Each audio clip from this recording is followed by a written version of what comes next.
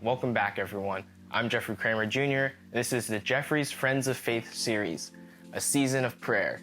Let's get into this next devotional. The other day I was reading about worship, and a worship through obedience. It started out by reminding us of John 14:15. If you love me, you'll keep my commandments. That was Jesus talking.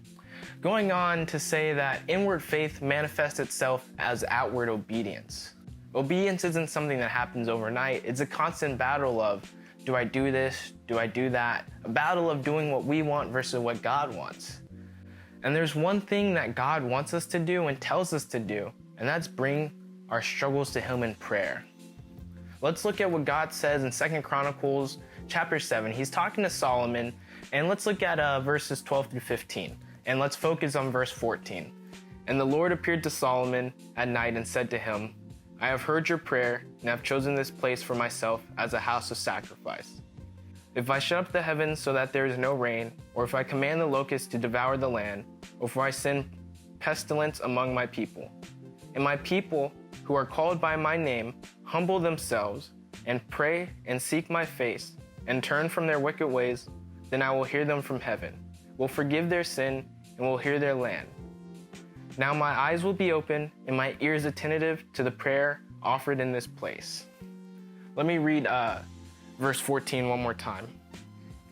And my people who are called by my name humble themselves and pray and seek my face and turn from their wicked ways. I will hear from heaven, will forgive their sin, and will heal their land.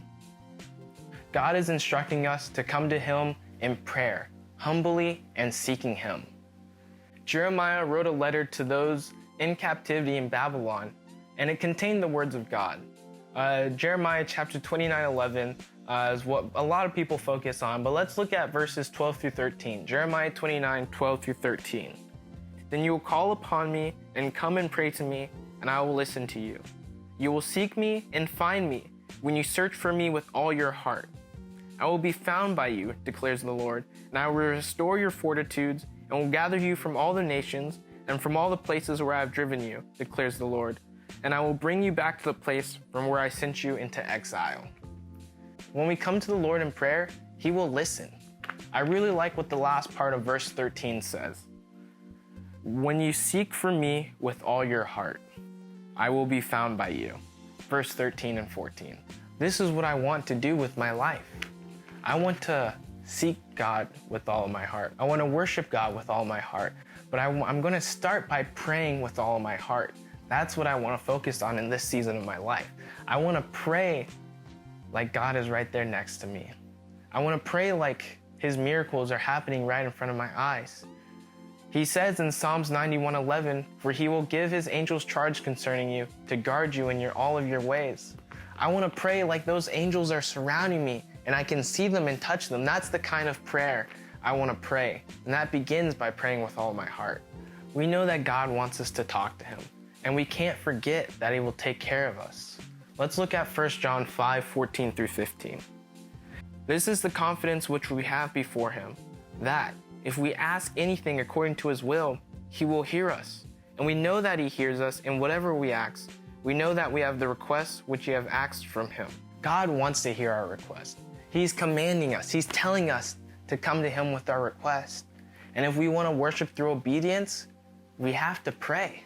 We have to seek His face. We have to humble ourselves. We have to call upon Him. We have to search with all of our heart.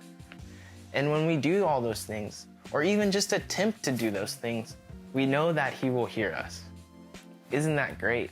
That when we attempt, when we search, when we do everything we can, and we take everything we have to God, He's going to hear us.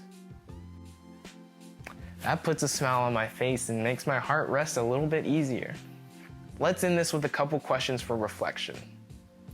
What was the thing you prayed for and God answered that prayer? Second question, does remembering that help you trust in God and His promise to hear you?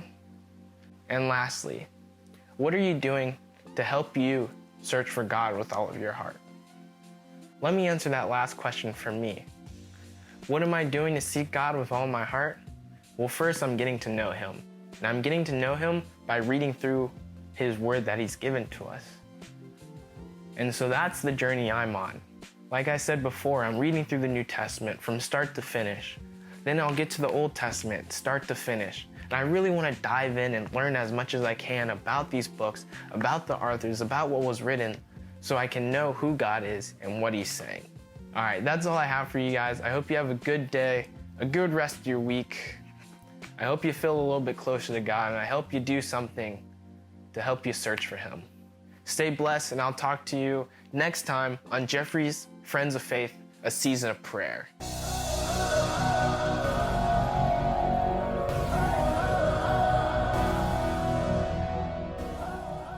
I hope this devotional was helpful. It's probably just as long as the old one, but we'll see. Hopefully it's good. I hope it gives you a little smile, gives you a little motivation, helps you feel closer to God, helps you with your faith.